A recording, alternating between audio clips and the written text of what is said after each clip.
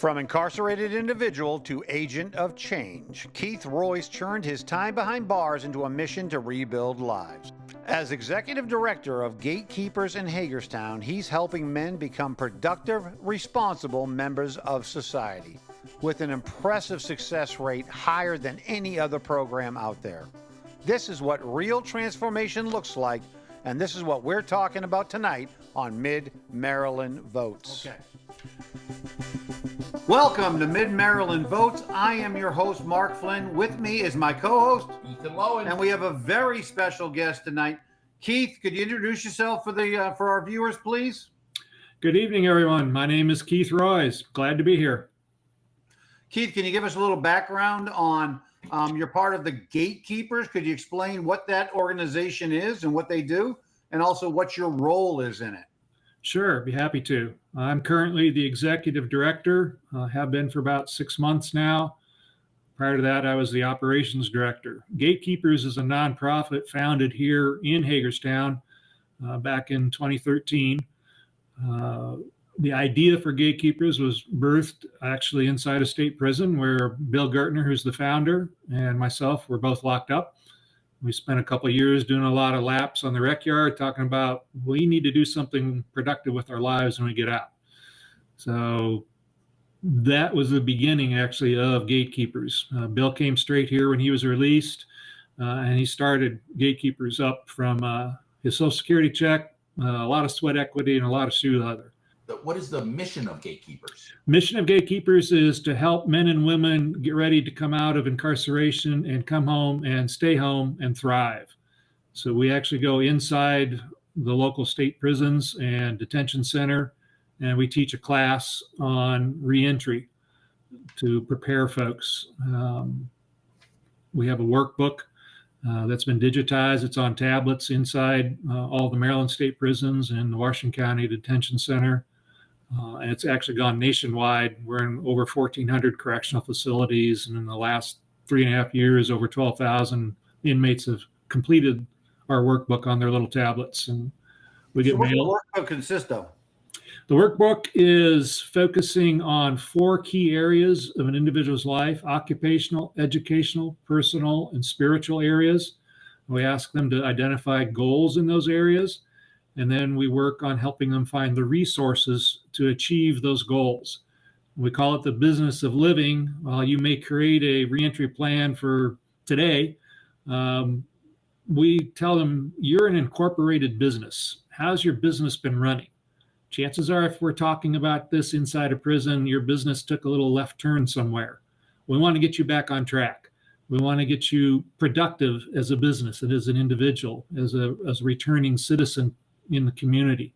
So here's our plan. Let's work through these goals. Let's identify the resources, and let's get you started.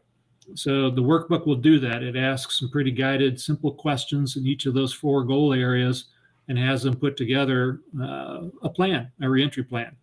And then once they come home and they're released, they come to us and we'll start lashing up the resources they need so they can start meeting their goals on staying home. Something in the tools in the workbook and just some basic conversation is phenomenally working.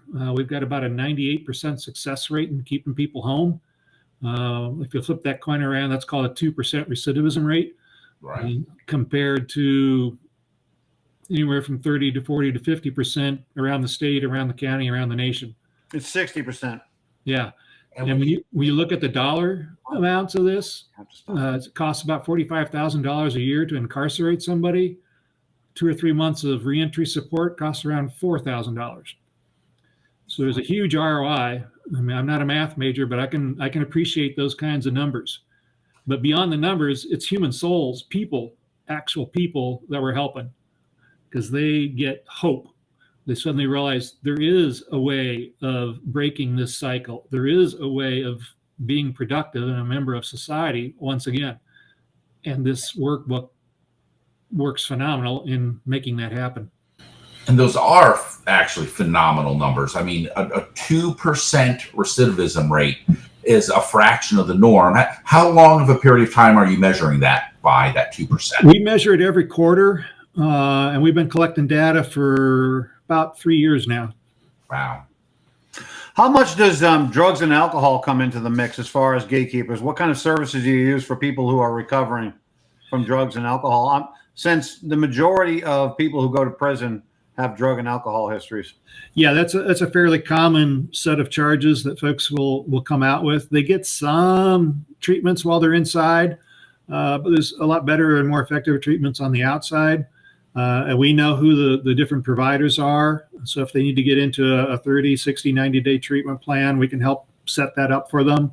When they're ready to actually get into like a sober living house, we partner with a lot of the folks in town that we know are really good at that. And it's pretty effective. Again, it's up to the individual. And it sounds like what you're saying is that what you primarily do is you give them lessons to life. I mean, is that the way to describe it? And if so, why is it working now at this point in their life as opposed to previously? A lot of the folks that we work with have never planned a reentry. They just do reentry. We've actually got an 8-minute video called First Days of Freedom, where we follow a guy around Hagerstown, showing what it's like to walk out without a plan. And no surprise, day 4, he's got like $5 of his $50 he was given. He's spent nights in the bushes. He's been rejected for employment multiple times. No family members will take him in or allow him to come in. And he's sitting at a bus stop wondering what to do. And an old drug dealer friend of his walks up and says, "Hey, you're out. Want to make some money?" And the last question is, "Well, what would you do?" And it's a powerful video.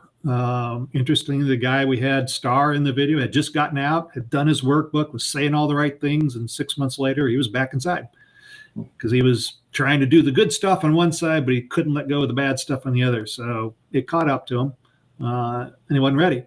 So he's actually back out, and he's doing a whole lot better this time. An idea of the specifics of how it operates. Let's assume that I am someone who is getting ready to come out of prison after having been in for 5 years. Sure. And I'm at a loss. One of those situations that we see very frequently where someone is from a different part of the state and now they're going to let me out here in this area. I don't know anyone, so even worse than the previous situation in some regards. What is it that you're going to be telling me to do in regards to these 5 different areas that you were mentioning? Well, if we've had a chance to get you in one of our classes that we teach inside before you get out, we will have walked you through the workbook. We will have helped you write your initial reentry plan. We'll reviewed it with you before you get out. We'll have had a chance to validate it and make sure your goals are realistic and your resources needs are realistic.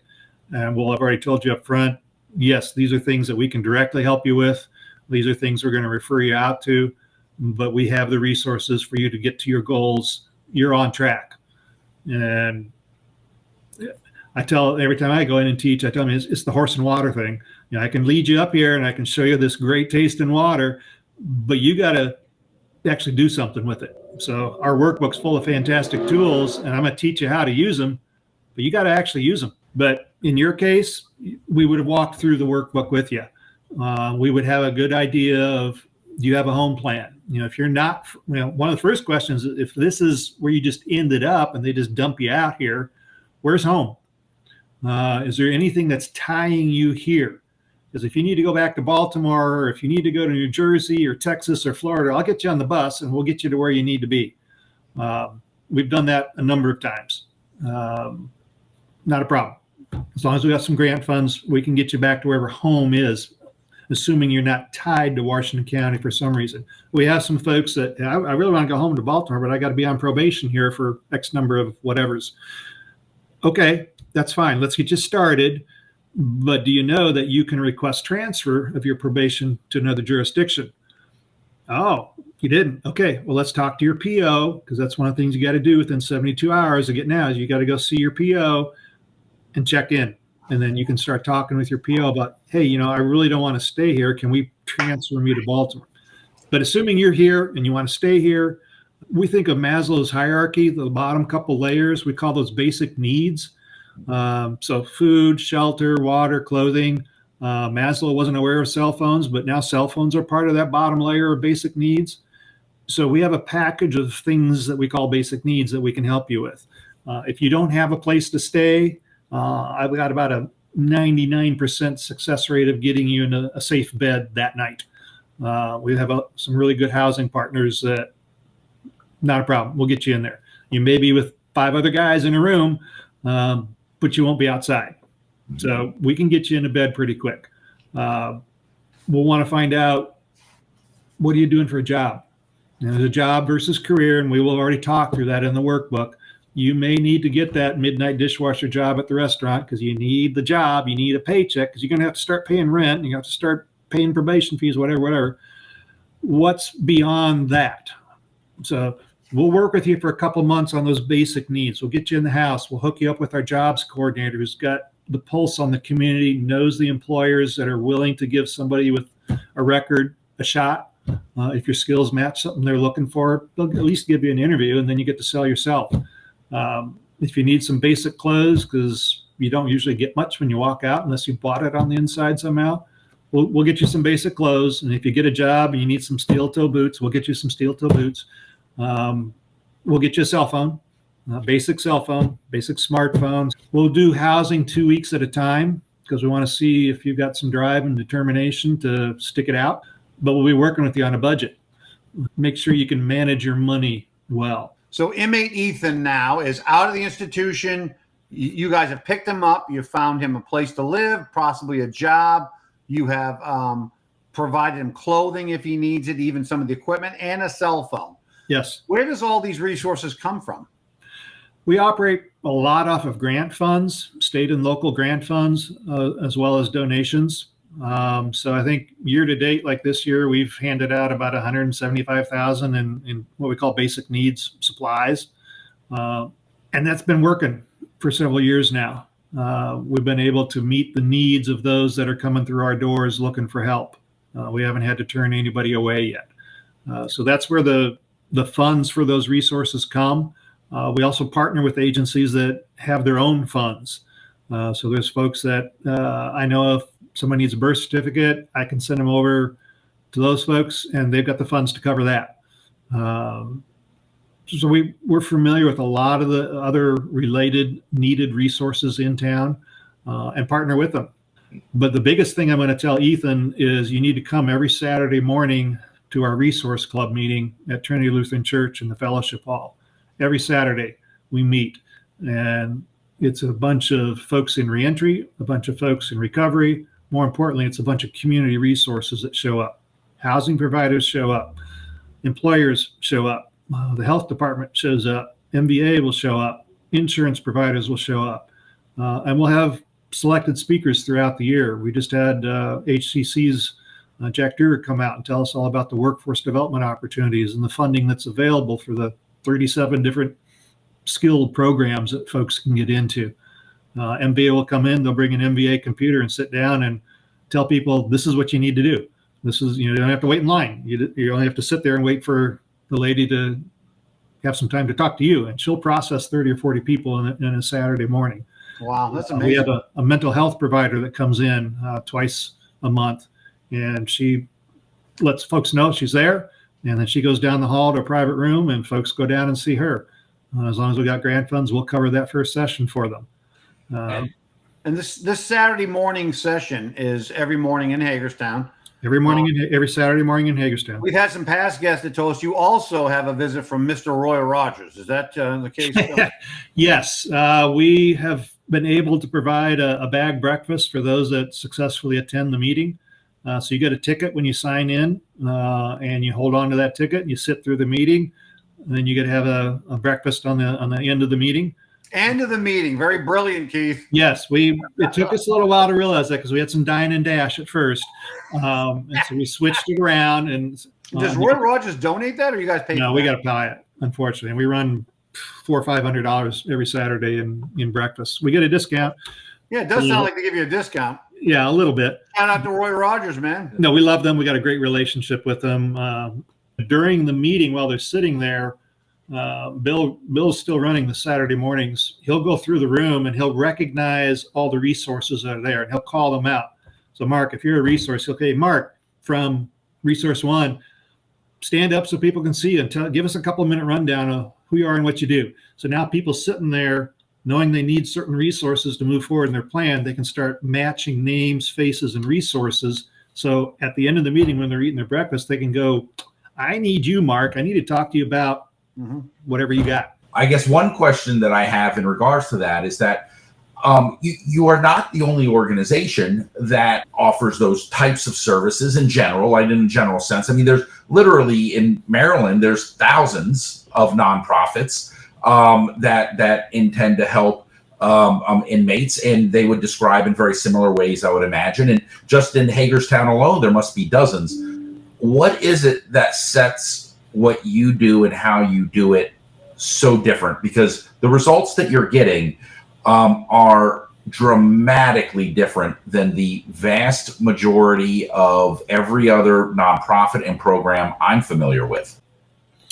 Several things. One, to date, as far as I know, we are the only ones cleared to go inside the state prisons and teach classes. Nobody else is. DPSCS recognizes us and calls us the gold standard for them for reentry services around the state. Secretary Scruggs knows us well, knows us individually by name, and we have an open line to her for anything and everything that we need. In fact, she just invited us about a month ago to start teaching at MCIW, the women's prison in Jessup, to come in and teach our classes there. And she and I have had a talk, and she has challenged me, open a field office in every county. I have a facility. I want you guys there doing what you're doing. We just opened a Baltimore office in March of this year, somewhat at their invitation, and that's going great guns. We're doing the same thing. We figured if we'd done it here for about 10 years and we're doing so well, if we can go to Baltimore and do it well, then nothing will stop us around the state. And so far in the 6 months we've been open there, Chef Steve Albright's our operations director there. He's got about a 97% success rate. Wow. In keeping people home there. Equally phenomenally successful in helping people. And it's not so much the numbers and all that. When it comes down to it, I want Ethan to stay home. So I want to invest in Ethan. And yes, he will become a number on a statistical chart somewhere, but I care more about Ethan as a man doing the right stuff and making the right decisions and staying home. And I want to track him and make sure that he's not running into some of the challenges and barriers that folks with records normally do over time. So we will follow up with him. I alluded to it a little bit earlier. Once we get your basic needs met, we're at what we call a next steps program. Ethan, you've been working that midnight job are you ready to move up? What do you want to do next? Have you mapped out your career path? Let's get you on that track so you can get that education so you can start moving yourself towards that career path. Financial side, let's get beyond the budget. Let's pull your credit report. Let's look at that. Let's make you understand what that is. Let's pull your Social Security account. Are you earning the credits? Do we need to fix anything there? You want to start looking at apartments and moving out of that house of 15 stinky guys. Got it. So it's fun to watch somebody grow. And in chapter 12 of the workbook, we list about a dozen different success stories of actual people. And if you actually came out on a Saturday morning, at least one or two of them usually show up, and they're looking and they're reading and they're getting it. Let's say that I'm still in the prison, right? In my model example here. How much time are you spending with me? For how long? And then once I get out and I'm in the reentry process, how much time is being spent on me, each individual, that first week, that first month, 3 months down the road? The classes are a little different depending on which facility you're in. If you're in the state prisons, we're in every week, and it's an ongoing running weekly class. We hope to have if you're in the state prison, we hope to have at least 8 weeks with you before you're released. If you're in the detention center, the cycle is different. It's still weekly with the men and with the women, but the class group changes every month. For the clarification of our viewers, Yes, when you say detention center, you're talking about the Washington County Detention Center. Yes, sir. As pretrial inmates and people sentenced to less than 1 year in prison. And so you're dealing with both long-term Yes. incarcerated individuals and the short-term detention center. Yes. And there's also the Washington County Day Reporting Center, which is right behind the Washington County Sheriff's Office. And we go there weekly and teach classes there. That's folks that have been arrested on like a drug charge, but are eligible, will go into basically a diversion program rather than going into the detention center.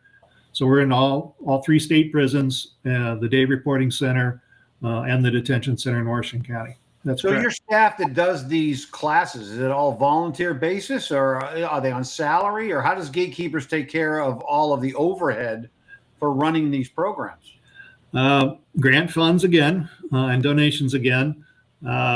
We've got 3 full-time staff, 4 part-time staff, and then a handful of volunteers. To go inside, you have to be cleared. It takes several weeks to several months to get somebody cleared, but we've got a handful of cleared folks. So we can pretty much get somebody into any of the facilities at any time that we need to teach a class. And so I would have spent up to 6 months in these classes before being released. After release, I would come to your office. And from there, if I'm not going to be sent to my home location, wherever that originally was, then it sounds like you would be sending me to some type of a monitored or sober housing type facility. And then the work really begins? Yeah, that's when your reentry plan, reality meets reality there. It's time to start doing what you said you want to do. And that's when we start lashing up the resources so you can get to those goals you've identified that you want to accomplish. So when you come into the office and you've just been released, we generally know you're coming. But we've had a few people just come in and we can kind of tell they're wearing state issued clothes and they're carrying their laundry bag and they got their brown paper envelope. The first thing we do is shake their hands and welcome them home. And then we have them sit down and we do an intake. So we have a whole little intake form and process. We gather some essential data about them and ask them questions like, do you have your ID? Do you have a birth certificate? Do you have a social security card? Do you have insurance? Things that we know that they're going to need. We want to find out if they've already got them or not. We'll spend an hour or two with you at first, getting you kind of in process, figure out what your needs are and where we need to go next. If you're on probation, once we're done with the intake, we'll tell you, go over to probation, get checked in, because that's really important. You fail to follow your PO's instructions, we won't have to talk anymore. We'll be talking inside again. We want to avoid that. So go over there, then come back. We'll know by then whether you need housing and what else you need. So we'll start working on lining that stuff up. So when you're back, we'll hopefully have some good news for you. We're here to help. Our goal is to keep you home. We want to keep you home and have you thrive. We want you living here, shopping here, worshiping here, voting here, being a fully returned citizen back in the community. And that includes volunteering. Yeah, and Keith, you talk about how important it is to keep Ethan home, but he keeps on showing up here to my house. So, well, as long as you guys are friends. I'm not sure that that's the situation's been effective, Keith, because he keeps showing up here, wants a meal and everything. It's crazy. So, Keith, as a follow-up question, you mentioned parole officers, which you said was a PO. You got to explain to the viewers. A lot of our acronyms they don't know. So, the parole officers, obviously, you have to work with them to some level. What is that interaction? You have a great relationship with DPSCS. Yes. With all the way up to Secretary Scruggs, which is amazing to me. But what about on the local level? Do you work with the parole officers? They've invited us to come in on Friday mornings when we can and spend Friday mornings sitting inside parole and probation and meeting folks there. They love us. We love them. They know who we are. They know what we do. They know the value that we add to their population and their caseload. And they will refer their folks to come see us. Some judges will even put going to Gatekeepers as part of their release package. We work really well with them. They come to Resource Club on Saturday morning. And they will talk to us and they'll ask us, how's Johnny doing? How's Ethan doing? Is he bothering Mark again? Yeah. So he's in there wanting a free meal again. Absolutely. Yeah. I know where to find the good stuff. Yeah. And Keith, I gotta say, you are making this sound too easy. And you spend time with a person and you give them the kind of the bare resources to get along in life at a certain level. And then you push them through the right steps. You're saying that turns 80, 90, 98% of people who have lived a life of harm into productive citizens. Does that not sound too easy to you? Is it just me? To somebody that's not familiar with the process and the people and the resources, it does sound a little incredulous. But once you dig into it and you understand what's happening at the personal level, at the resource level, it starts to make sense. Because if I can connect with Ethan and I can understand Ethan's thinking and desires and directions, I got a pretty good chance of finding the resources needed to keep him on track and keep him happy. I may have to talk to him. How come you didn't follow through on this? How come you didn't follow through on that? Why'd you quit that job without getting the first job, another job lined up? But so far, what Bill has started and set up and what we've been able to expand and just improve on over the years, it's working. To Joe Q citizen, why should they be concerned or support what you're doing for these incarcerated individuals? It's pretty straightforward. Reentry happens. Guys are getting out of jail, getting out of prison. Now, do you want somebody coming home that doesn't have a plan, doesn't have a clue, and the only thing he knows is crime? He's still got to meet his basic needs. He's still got to find a place to live, food to eat, clothes to wear. And if it's easier for him to rob somebody or steal something, chances are he's going to do that. Alternatively, I can work with Ethan and we can create a reentry plan that is resourced by community resources that will hold him accountable for accomplishing his goals, that will nurture him, guide him, counsel him, encourage him, and he'll stay home. And be a productive member of society. Well, that's up to Ethan.